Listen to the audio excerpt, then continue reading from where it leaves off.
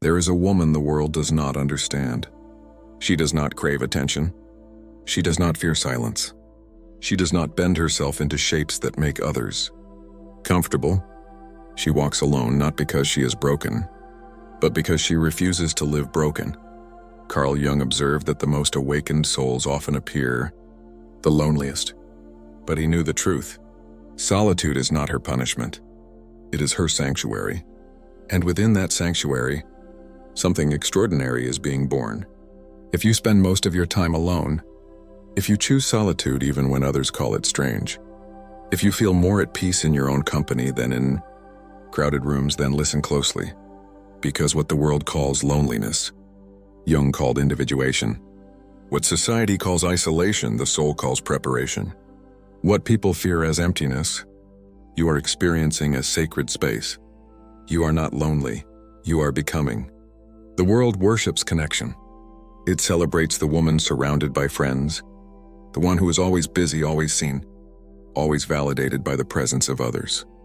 But there is another kind of woman, one who walks a different path, one who discovers her power not in crowds but in silence, not in noise but in stillness, not in being chosen by many but in choosing herself first. Carl Jung taught that the journey toward the true self requires solitude, that a woman cannot know who she is while constantly reflecting the expectations of others, that the soul speaks only when the world goes quiet. Today, you will discover the 7 rare gifts that belong to women who spend most of their time alone. These are not traits of weakness. They are marks of spiritual maturity, psychological depth, and inner sovereignty. If you have ever felt strange for preferring your own company, if you have been called distant when you were simply protecting your peace, if you have been misunderstood for walking a solitary path, you are about to understand why. Because your solitude is not a flaw, it is a doorway. And on the other side of that doorway, you are meeting the woman you were always meant to become. There is a sensitivity that grows in women who spend time alone, a heightened awareness that others rarely develop. You can walk into a room and feel everything: the tension behind a smile, the heaviness in someone's silence, the falseness beneath polite words. This is not imagination, this is energetic clarity. Carl Jung believed that highly sensitive individuals are emotional barometers. They absorb the moods, intentions, and unspoken truths of their environment. And when you spend most of your time alone, this sensitivity becomes even more refined. You are not overwhelmed by energy because you are weak. You are overwhelmed because you feel what others ignore. Most people move through the world half asleep. They do not notice the undercurrents. They do not sense the emotional weather of a space. They interact on the surface while remaining blind to the depths. But you cannot do this. Your soul registers everything. And because of this, you have learned to be selective about where you place yourself and who you allow into your energy field. Solitude has taught you that not every space deserves your presence. Not every gathering is worth your peace. Not every invitation is aligned with your spirit. This is why you often decline social events. Not because you dislike people, but because you value your equilibrium. You know that certain environments drain you. Certain conversations deplete you. Certain people take more than they give. So you protect yourself by choosing carefully, by saying no without guilt, by honoring your need for energetic cleanliness. The world may call this antisocial. Jung would call this wisdom. Because a woman who understands energy does not waste it. She conserves it for what truly matters. For creativity, for depth, for the inner work that cannot happen in noise. Your solitude is not avoidance. It is curation. It is the practice of keeping your inner world clear so your soul can speak without interference. And here is the gift. Because you spend time alone, you have developed an intuition that others lack. You can sense dishonesty before it is spoken. You can feel misalignment before it manifests. You can recognize truth in a glance. This clarity is rare. It cannot be taught in books. It can only be cultivated through silence, through observation, through the willingness to feel deeply instead of numbing. Constantly, while others fill their lives with distractions, You fill yours with discernment, while others fear being alone with their thoughts. You have learned to trust what your inner voice reveals. This is the first gift of your solitude: energetic clarity, the ability to see, feel, and know what is real beneath the surface. There is a question most women never ask themselves: who am I when no one is watching? Because for many, identity is a performance. It is shaped by approval, molded by expectations, built from the reflections offered by others. They become what the world asks them to be, and in doing so, they lose the woman they were meant to become. But you, the woman who spends time alone, do not have this problem.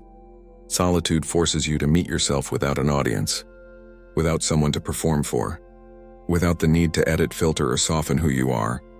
Jung called this the encounter with the self, the moment when a person stops living from the outside in and begins living from the inside out. When you are alone, you cannot hide. You cannot pretend. You cannot maintain a mask because there is no one to see it. You are left with only your truth, your desires, your fears, your depths. And in that nakedness, something powerful happens. You begin to know yourself, not the version of you that exists in other people's stories, not the role you play in relationships, not the identity you wear to survive, but the raw, unedited, essential you. This is the second gift of solitude: authentic selfhood. Most women spend their lives answering the question, what do others want from me? But you have spent your solitude answering a deeper question: who am I when I stop trying to be what others need? The answer to this question is not always comfortable, because when you strip away performance, you may discover parts of yourself that do not fit the image you have been maintaining.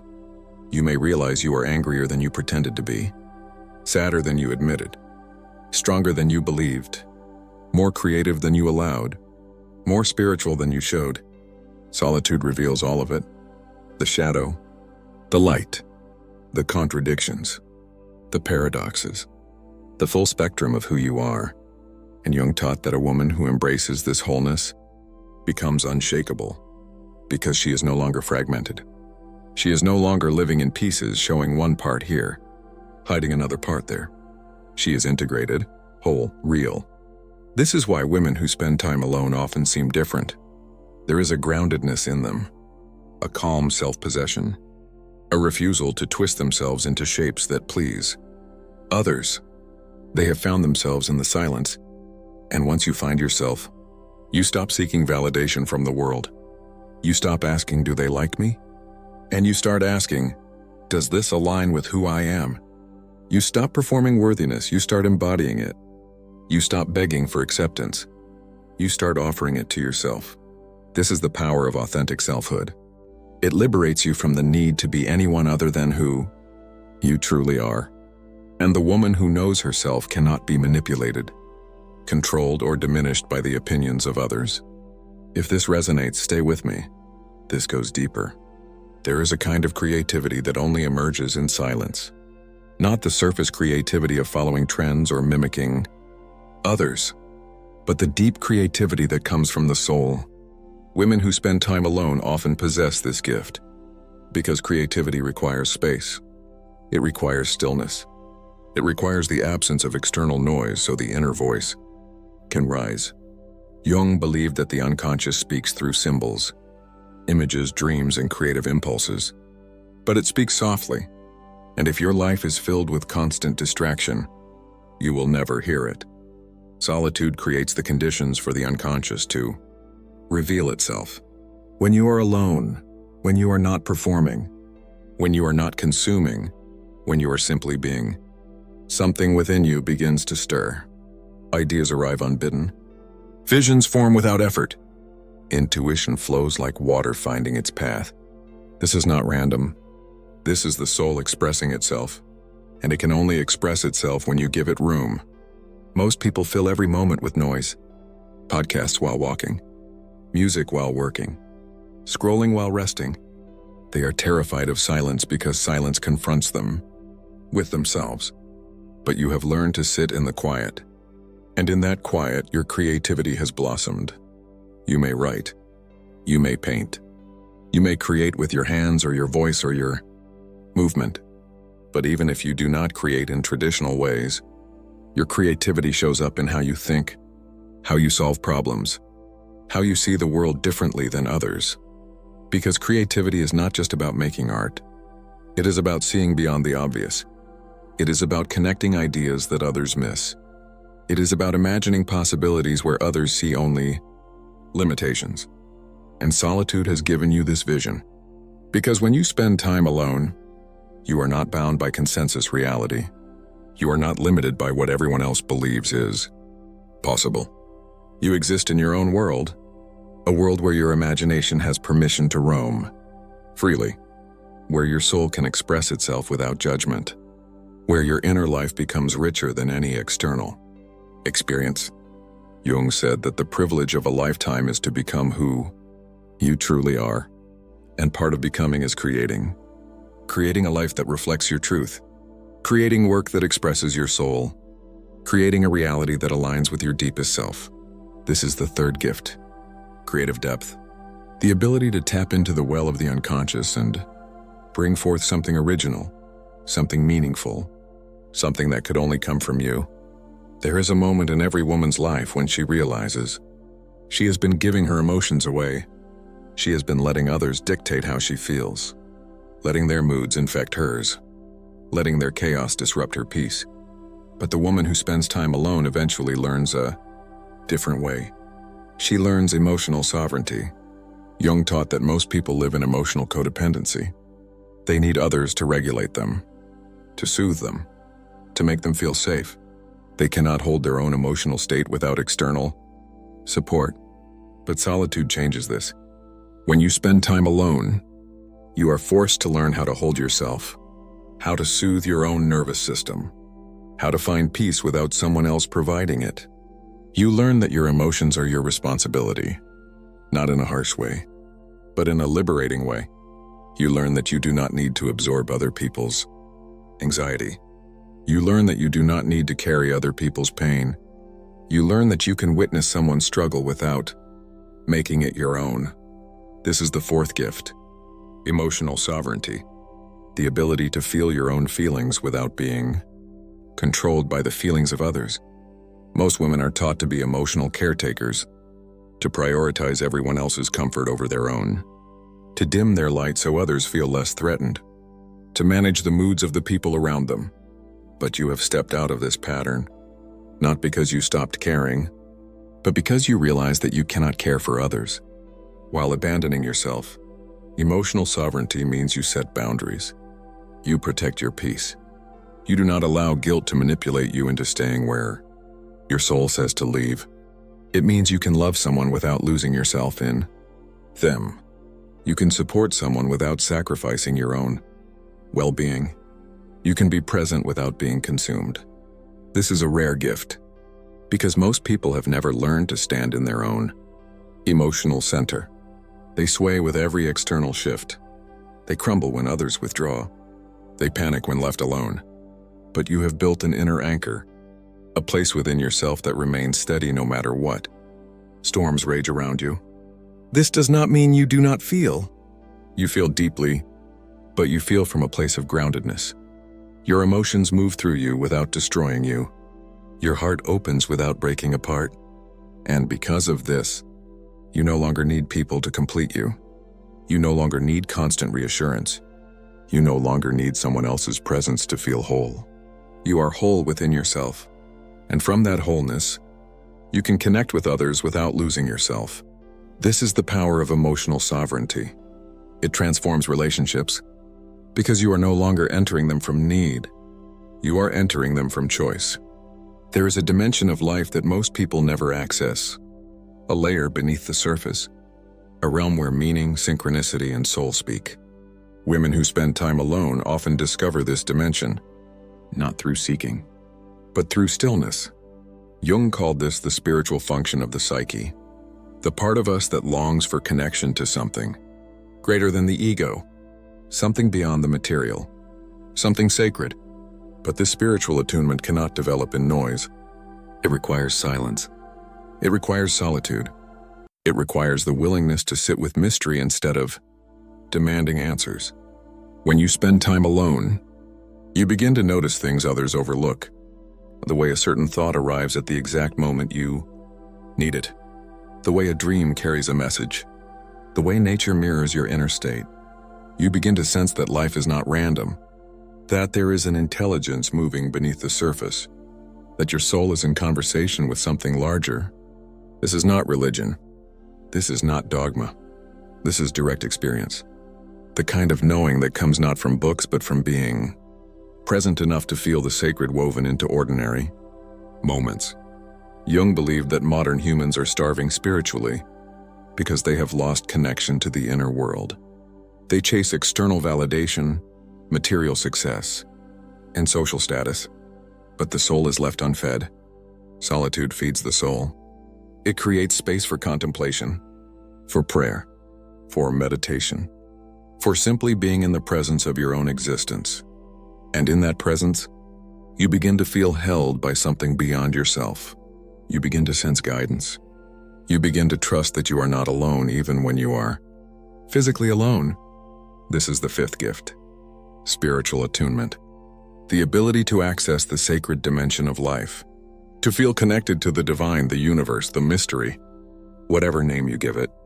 Most people fear being alone because they believe it means being abandoned. But you have discovered the opposite. In solitude, you are never alone. You are in communion with your soul, and your soul is always connected to Source. There is a kind of maturity that only develops in women who have spent time alone, a maturity that cannot be taught or inherited. It must be earned through inner work. Jung called this individuation, the process of becoming a whole integrated person, and it requires facing yourself without distraction. Most people avoid themselves their entire lives. They fill every moment with activity, relationships, entertainment. They never sit with their shadows. They never examine their patterns. They never question the beliefs that run their lives. But you have done this work, not because you wanted to, but because solitude forced you to. When you are alone, you cannot escape yourself. You see your wounds. You feel your triggers. You notice the stories you tell yourself that keep you small, and instead of running, you stay. You witness. You integrate. This is the sixth gift, psychological maturity. The ability to see yourself clearly, own your shadow, and evolve beyond your conditioning. Most women remain stuck in patterns they inherited from childhood. They repeat the same relationship dynamics. They react from the same emotional wounds. They live the same limiting beliefs. But you have broken the cycle because you have spent time with yourself. You have questioned your reactions. You have examined your beliefs. You have integrated your shadow. Jung taught that the shadow contains everything we deny about ourselves, the anger we suppress, the desires we judge, the parts of us that do not fit the good woman archetype. And until we integrate the shadow, we remain fragmented. We project our disowned parts onto others. We sabotage ourselves without knowing why. But you have faced your shadow. You have admitted the parts of you that are angry, selfish, afraid, wounded. And in admitting them, you have reclaimed your power. Because the shadow is not the enemy. The shadow is the rejected self asking to come home. This is why women who spend time alone often seem more grounded, more self-aware, more honest. They have done the inner work that most people avoid. They do not blame others for their pain. They take responsibility. They do not repeat the same patterns. They evolve. They do not live from wounds. They heal. This psychological maturity makes you rare, because most people remain children in adult bodies, reacting, blaming, avoiding. But you have grown, and that growth shows in how you move through the world. With intention, with clarity, with a depth that cannot be faked. There is a power that does not announce itself, a power that does not need validation, applause, or recognition, a power that exists simply because it exists. Women who spend most of their time alone carry this power, not because they are special, but because they have stopped giving their power away. Jung taught that true power is internal. It is the ability to stand in your own center regardless of external circumstances. It is the capacity to hold yourself steady when the world shakes. This is the seventh gift, quiet power. Most people seek power through external means, through status, through control, through domination. But this is not real power. This is insecurity disguised as strength. Real power is silent. It does not need to prove itself. It does not need to dominate. It simply is. And you have discovered this power in your solitude. Because when you are alone, you cannot perform power. You either have it or you do not. You have learned to trust yourself, to rely on yourself, to believe in yourself without needing others to confirm it. You have learned that your worth is not determined by how many people want you. Your value is not measured by external validation. Your power is not given by others. It is claimed from within. This makes you dangerous in the best way, because you cannot be manipulated through approval. You cannot be controlled through fear of abandonment. You cannot be diminished by rejection. You know who you are. You know what you carry. And you do not need the world to agree with you to trust yourself. This quiet power shows in your presence, in the way you speak without needing to convince, in the way you move without seeking permission, in the way you exist without apology. People feel it. They may not understand it, but they sense that you are not like everyone else, that you operate from a different frequency, that you have touched something most people never reach. This is the culmination of all the gifts: energetic clarity, authentic selfhood, creative depth, emotional sovereignty, spiritual attunement, psychological maturity, all leading to this quiet power, the power of a woman who has met herself in the silence and emerged whole. If you have walked this journey with me, if you have seen yourself in these gifts, then I want you to hear this clearly. Your solitude is not your weakness, it is your strength.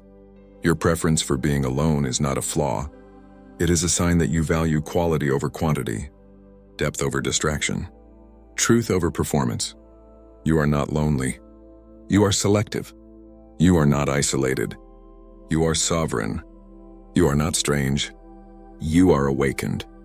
Carl Jung spent his life studying the journey toward the self, and he discovered that the most powerful individuals are those who dare to walk alone, who dare to face themselves, who dare to become whole. You are walking that path, and every moment you spend in solitude is a moment you spend becoming more fully yourself. The world may not understand, but the world does not need to, because this journey is not for them, it is for you. And one day, those who once questioned your solitude will see what it created: not loneliness, but mastery; not emptiness, but depth; not weakness, but a quiet power that cannot be shaken. If this message found you, share it with another woman who walks alone. Let her know she is not strange. She is simply becoming. Subscribe if you want to continue walking this path of depth, truth, and inner sovereignty. And remember, your solitude is not your curse. It is your greatest gift. Thank you for being here. Thank you for choosing yourself. Thank you for having the courage to walk a path that few understand. Until we meet again, stay rooted in your solitude. Stay aligned with your soul, and let your quiet power speak louder than any crowd ever could.